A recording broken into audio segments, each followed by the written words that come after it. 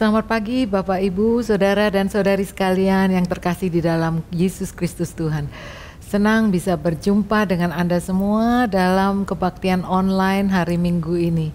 Sungguh hari ini harinya Tuhan. Ayo mari kita bersukaria, bersukacita, datang dengan hati penuh pengucapan syukur meskipun di tengah-tengah keadaan yang menimpa bangsa ini, begitu banyak bencana demi bencana yang dialami oleh bangsa ini. Oleh sebab itu, ini pun saat yang tepat saat kita masuk ke dalam hadirat Tuhan, kita juga mengingat nanti para korban dan saudara-saudari kita yang hari ini mungkin tidak bisa beribadah bersama-sama karena mereka dalam kondisi yang sedang di alam yang kena dengan bencana. Oleh sebab itu, sebelum kita memulai mendengar firman Tuhan, izinkan saya ingin berdoa sebentar untuk korban bencana yang sedang terjadi saat ini dimanapun itu. Ada beberapa tempat di tanah air. Mari kita berdoa. Tuhan Yesus, kami bersyukur untuk hari yang baru yang Tuhan sudah berikan dan satu kesempatan untuk kami beribadah bersama-sama keluarga secara online. Sebelum kami mendengar firman-Mu ya Tuhan, kami juga mau menaikkan doa kami bagi saudara dan saudari kami yang sedang terkena bencana ya Tuhan, mulai dari tanah longsor, banjir, gempa bumi dan sebagainya. Kami percaya ya Tuhan, Engkau Bapa yang baik, Engkau yang akan menghibur, menguatkan setiap para korban ya Tuhan. Kami berdoa sekali lagi ya Tuhan, kuatkan mereka. Kami percaya bahwa Engkau adalah Allah yang berdaulat dan Engkau yang sanggup menjagai bangsa dan negara kami ini ya Tuhan. Terima kasih Tuhan, kami percaya di hari Minggu ini kami tetap mengucap syukur di dalam segala keadaan. Apapun juga kami tetap bisa mengucap syukur. Dan khususnya hari ini kalau kami dalam keadaan sehat, dalam keadaan aman dan kami bisa dengan nyaman mendengar firman-Mu ya Tuhan. Kami mengucap syukur untuk anugerah-Mu. Siapkan hati kami untuk menerima firman yang Engkau pesankan melalui hamba-Mu ini Tuhan. Terima kasih Tuhan, di dalam nama Tuhan Yesus Kristus kami berdoa. Amin, amin. Pagi hari ini judul dari apa yang saya sampaikan berjudul A New Heart for a New Hope. Hati yang baru untuk sebuah harapan yang baru. Saya percaya tahun lalu bukan tahun yang mudah. Memasuki transisi dan sekarang sudah di tahun yang baru. Keadaan juga tidak menjadi lebih mudah. Tapi bukan berarti kita tidak boleh berharap. Bahkan Tuhan sudah memberikan firman khususnya untuk gereja Surabaya City Blessing bahwa tetaplah berharap. Karena Dia punya rancangan yang jauh lebih mulia, jauh lebih tinggi yang kadang kita tidak mengerti. Oleh sebab itu hari ini saya katakan bahwa sebuah hati yang baru untuk sebuah harapan yang baru. Karena biarlah harapan yang baru ini dimulai dari sebuah hati yang sudah diperbarui. Yehezkiel 36 ayat 26 dan 27 mengatakan demikian. Kamu akan kuberikan hati yang baru, roh yang baru di dalam batin. Aku akan menjauhkan dari tubuhmu hati yang keras dan kuberikan hati yang taat. Rohku akan kuberikan diam di dalam batinmu dan aku akan membuat kamu hidup menurut segala ketetapanku dan tetap berpegang pada peraturan-peraturanku dan melakukannya. Firman Tuhan ini diberikan kepada bangsa Israel melalui nabinya Yehezkiel.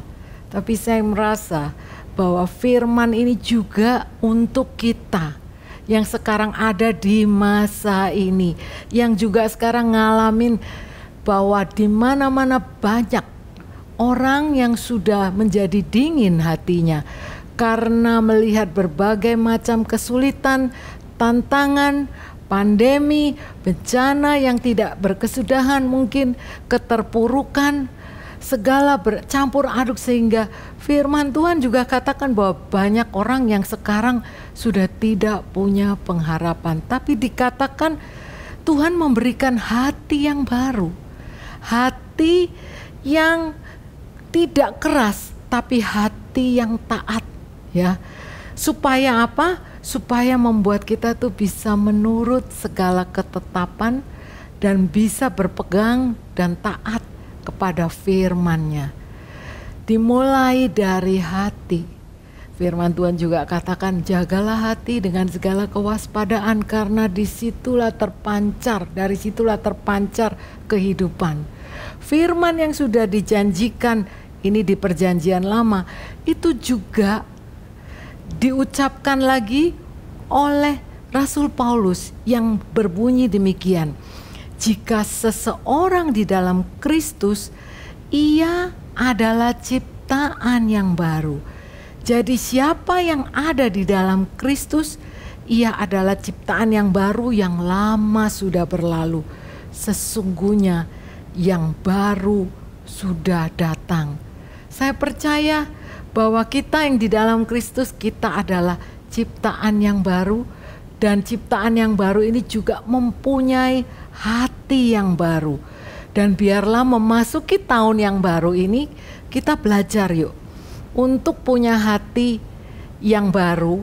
Tuhan sudah persiapkan jalannya, yaitu Tuhan yang berikan hati yang lembut. Dikatakan dalam bahasa terjemahan aslinya, kalau hati yang taat, itu di Yeskiel dikatakan hati yang seperti daging, yang gak keras, hati yang bisa Tuhan bekerja, dan hati yang bisa mempunyai hati seperti Tuhan Yesus.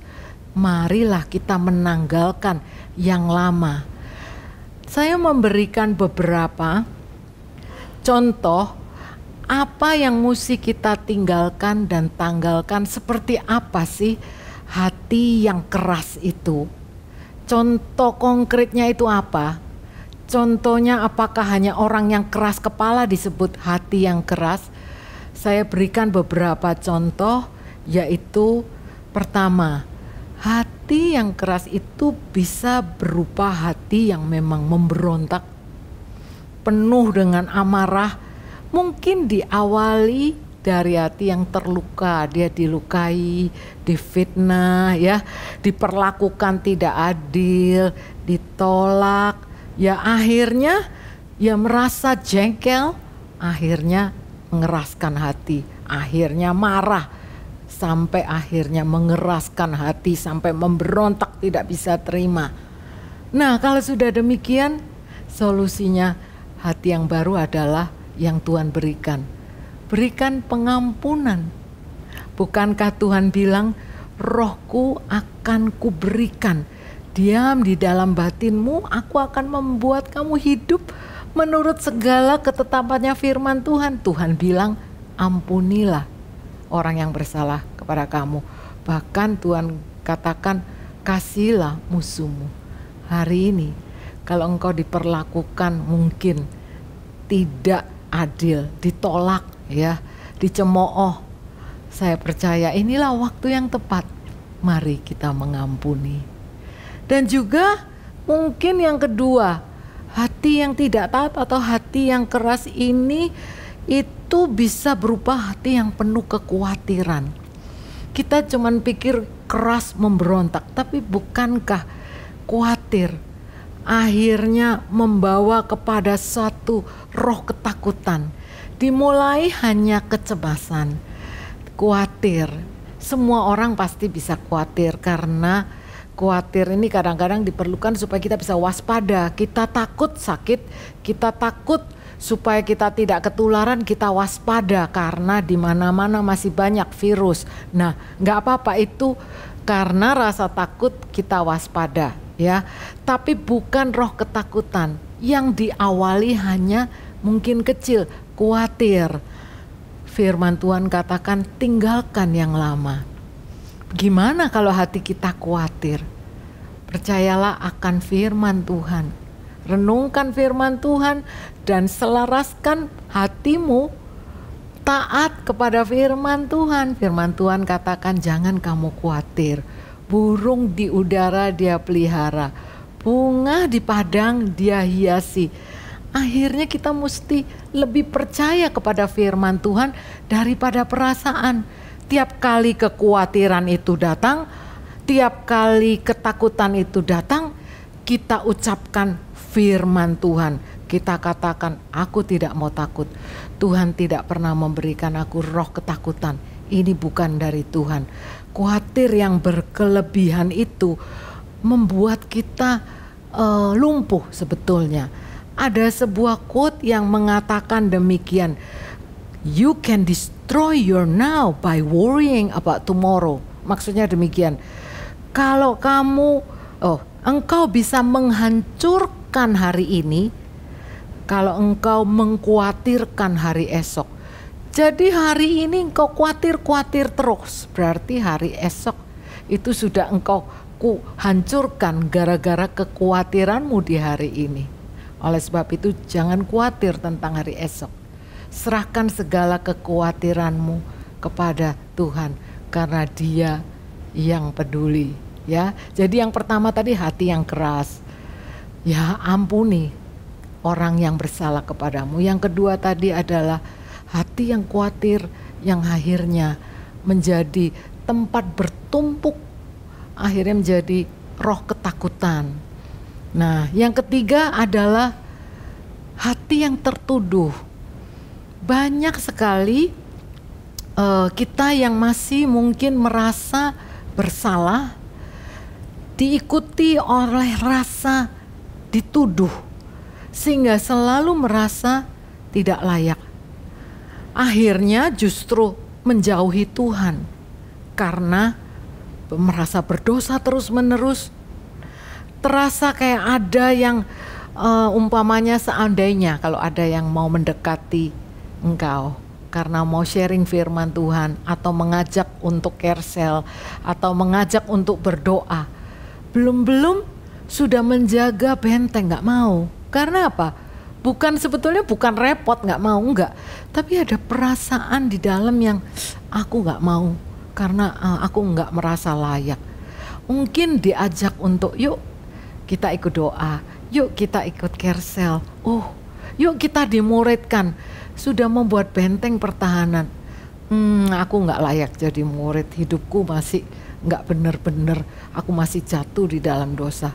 Ya benar, aku udah terima Tuhan, tapi aku masih ada ikatan nih, aku masih merokok, aku masih banyak hal-hal yang aku lakukan sehingga ada perasaan terus-terus yang dikejar-kejar oleh perasaan tertuduh. Nah, firman Tuhan katakan sebetulnya bahwa dosamu yang merah seperti kirmisi itu sudah Tuhan sucikan menjadi putih kembali, ya. Kalau kita terima Tuhan, kita sudah diampuni dosanya. Tetapi waktu kita menjadi anak Tuhan, kita memang bukan kebal, gak bisa berbuat dosa. Kalau engkau berbuat dosa, jangan menjauh dari Tuhan. Datang kepadanya dengan satu keberanian. Katakan, Tuhan, aku jatuh. Aku minta Roh Kudus kuatkan aku. Aku tidak mau lagi tertuduh, karena yang menuduh itu bukan Tuhan. Roh Kudus itu selalu mengingatkan, jangan ke situ. Jangan teledor. Jangan nonton yang itu, supaya kita tidak terbawa dan akhirnya jatuh dalam dosa. Tapi kalau kita pun sudah jatuh, sudah berbuat dosa, jangan merasa tertuduh, karena Tuhan sudah mengampuni segala dosamu. Ada yang mengatakan begini, bahwa Pastor Sam selalu mengquote ini, I am the righteousness of God. Akulah kebenaran Allah di dalam Yesus Kristus Tuhan, ya. Aku adalah kebenaran Allah di dalam Yesus Kristus Tuhan. Kalau kita mengucapkan itu berarti kita mengucap syukur untuk apa yang Tuhan Yesus lakukan di kayu salib. Sehingga iblis tidak bisa lagi mendakwa kita. Sehingga hati nurani kita bersih. Kita penuh dengan keberanian menghadap takhta Allah. Oleh sebab itu, kalau kita masih merasa bahwa hidup ini kok selalu dikejar-kejar, perasaan tidak layak, perasaan tertuduh, hari ini saya mau katakan bahwa firman Tuhan di dalam 2 Korintus 5 ayat 18 sampai 19 dikatakan demikian. Bapa telah mendamaikan kita dengan dirinya dengan perantaraan Kristus, dengan tidak memperhitungkan pelanggaran mereka lagi. Dia yang tidak mengenal dosa telah dibuatnya menjadi dosa karena kita, supaya di dalam Dia kita dibenarkan oleh Allah, supaya di dalam Dia kita dibenarkan oleh Allah. Itu maksudnya kalau kita perkatakan aku adalah kebenaran Allah di dalam Kristus Yesus, yang memang artinya saya sudah dibenarkan karena apa yang Yesus sudah lakukan di kayu salib bagi saya. Oleh sebab itu engkau katakan balik iblis, engkau tidak berhak mendakwa, menuduh. Aku sudah dibenarkan. Kepada Tuhan kita cuma bilang terima kasih, Engkau sudah menebus aku. Aku terima pengampunanmu Tuhan, aku terima. Sekarang aku bangkit, Roh Kudus, aku mau berjalan. Nah ini hati nuranimu menjadi bersih kembali. Oleh sebab itu ayo tinggalkan hati yang selalu dipenuhi rasa bersalah. Karena sesungguhnya engkaulah kebenaran di dalam Yesus Kristus Tuhan. Engkau menjadikan Allah menjadi kebenaran di dalam Yesus Kristus Tuhan. Engkau menjadi orang yang sudah dibenarkan. Nah, yang keempat, macam hati yang keempat ini adalah orang yang benar-benar sudah tawar hati dan dingin hatinya karena memang sudah gagal, sudah terpuruk, karena banyak hal yang terjadi dan dia tidak punya pengharapan lagi. Tidak punya pengharapan lagi. Dikatakan memang bahwa kasih kebanyakan orang menjadi dingin. Ya, firman Tuhan katakan demikian. Nah, kata dingin itu sendiri, itu kalau dalam bahasa King James-nya dikatakan dingin seperti lilin. Gitu ya, dingin seperti lilin. Maksudnya adalah waktu kita membuat lilin, proses membuat lilin itu adalah lilin yang panas ya, dicelupkan dengan tali, dicelupkan dengan lilin yang panas lalu diangkat. Lilin tersebut menjadi dingin, akhirnya mengeras. Lalu dicelupkan lagi. Lilin tersebut akhirnya menjadi dingin kembali, akhirnya lilin itu menebal. Proses membuat lilin itu adalah selalu dari lilin yang panas menjadi lilin yang dingin, dan lama-lama kalau lilin itu terus menerus ditambah maka menjadi lilin yang tebal. Nah, saya percaya hati kita ini tidak langsung menjadi dingin, nggak langsung menjadi tawar hati. Banyak mungkin kejadian sedikit demi sedikit yang menumpuk, kegagalan demi kegagalan ya. Mungkin engkau mengalami bencana demi bencana, kehilangan demi kehilangan, yang membuat di hati ini akhirnya tidak berani berharap lagi. Tidak berani lagi punya pengharapan. Karena dengan berharap kita merasa percuma. Kalau saya berharap toh tidak akan terjadi, sehingga hilanglah pengharapan. Hari ini engkau mendengar kabar baik, karena di dalam keterpurukan, di dalam masa-masa yang gelap sekalipun, engkau tetap bisa berharap, karena pengharapan itu adalah dari Tuhan. Tuhan cinta dengan umatnya. Tuhan mengerti, Dia Maha tahu kalau kita ada di dalam keterpurukan, kalau hancur hati kita Dia tahu. Dan Dia juga sudah janjikan di firman demi firman, Dia dekat dengan orang yang hancur hatinya. Kenapa Dia dekat? Karena Dia mau memberikan pengharapan. Dia mau orang yang hancur hati itu dipulihkan kembali dan bisa bangkit. Oleh sebab itu, hari ini kalau engkau tawar hati, inilah saatnya kita kembali percaya kepada Tuhan. Tidak ada kata yang terlambat untuk berharap, apalagi ini di tahun yang baru. Tinggalkan semuanya, biarlah kita percaya bahwa di tengah kegelapan pun Tuhan tetap menyertai kita. Dia gembala yang baik. Waktu kita harus melewati lembah kekelaman, Dia tetap ada. Dia gak meninggalkan. Dia menyertai kita. Supaya apa? Kita dituntunnya. Kita diberi penghiburan. Kita diberi pengharapan. Sebentar lagi engkau akan melewatinya. Mari kita tinggalkan semua hati yang keras, hati yang hancur, hati yang penuh dengan amarah, hati yang tadi penuh dengan kekhawatiran, hati yang penuh dengan rasa bersalah. Kita tinggalkan semuanya. Memasuki tahun yang baru ini, kita masuki dengan hati yang baru, yaitu hati Tuhan yang Tuhan letakkan di dalam ini, supaya kita bisa menerima pengharapan yang dari Tuhan, supaya kita bisa hidup dan menemukan dan bahkan menggenapi harapan yang Tuhan berikan melalui kita. Oleh sebab itu, setelah hati yang baru, maka kita siap untuk berharap sebuah pengharapan yang baru.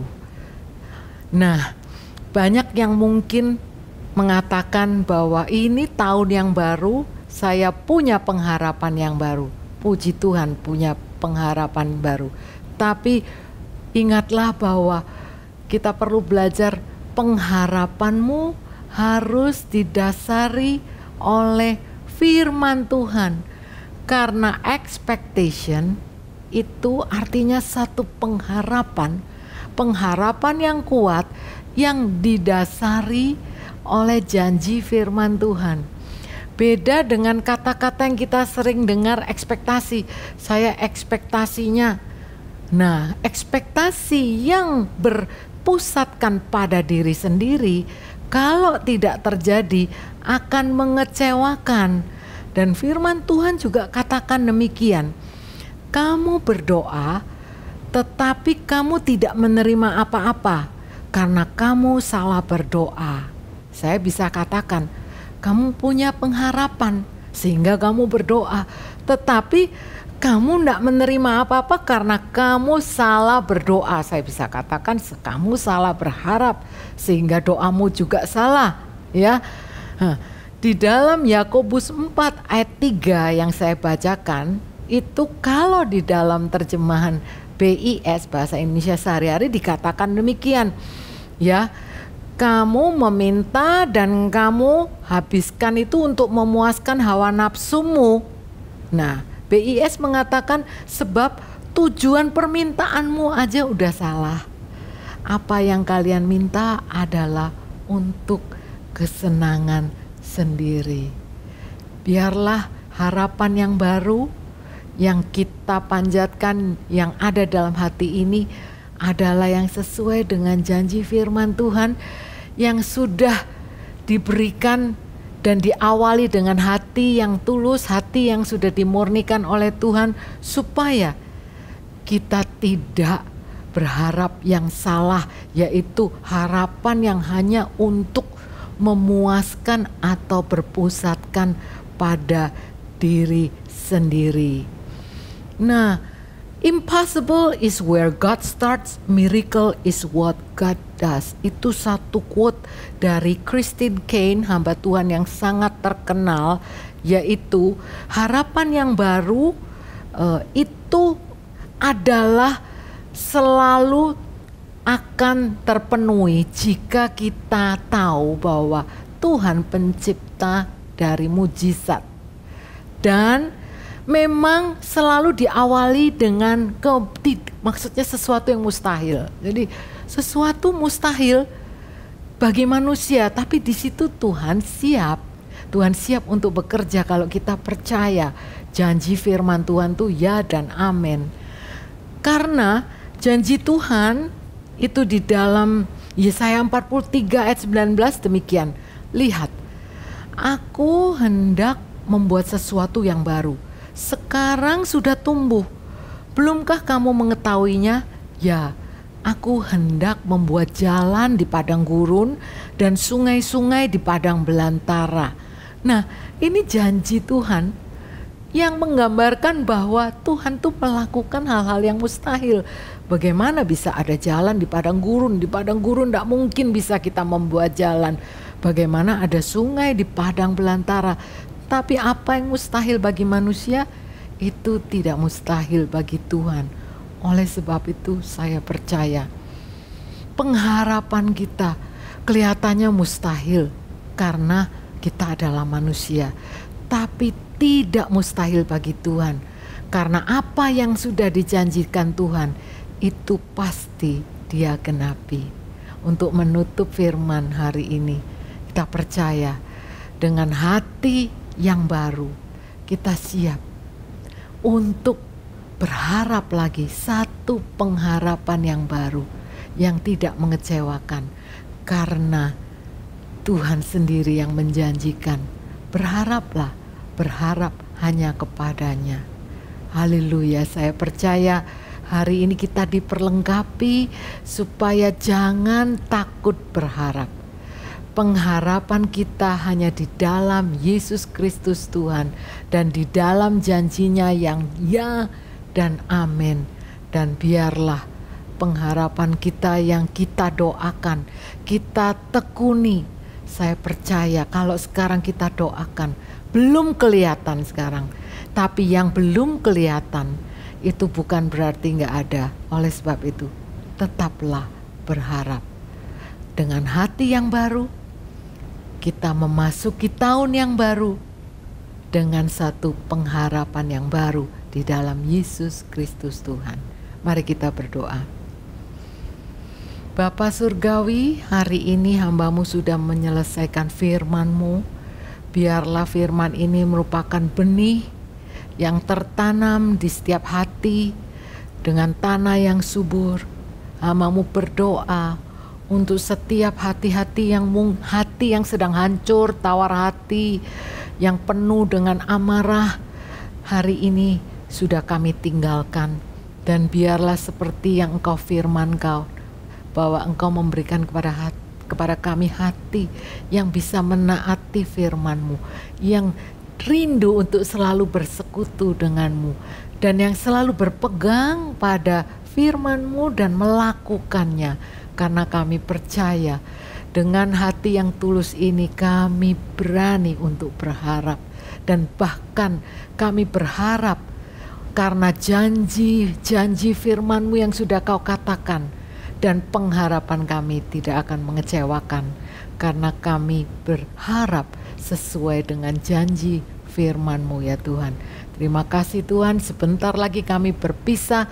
Tapi hamba-Mu berdoa, biarlah kasih setia Tuhan yang selalu Engkau limpahkan hari demi hari baru adanya, dan juga melalui Roh Kudus yang selalu ada di dalam kami, yang memimpin hidup kami langkah demi langkah supaya kami bisa berkenan di hadapan-Mu ya Tuhan. Semua kami terima, dan biarlah kami diberkati sesuai dengan berkat yang dari surgawi. Di dalam nama Tuhan Yesus Kristus kami sudah berdoa. Amin. Sampai jumpa minggu depan. Tuhan memberkati.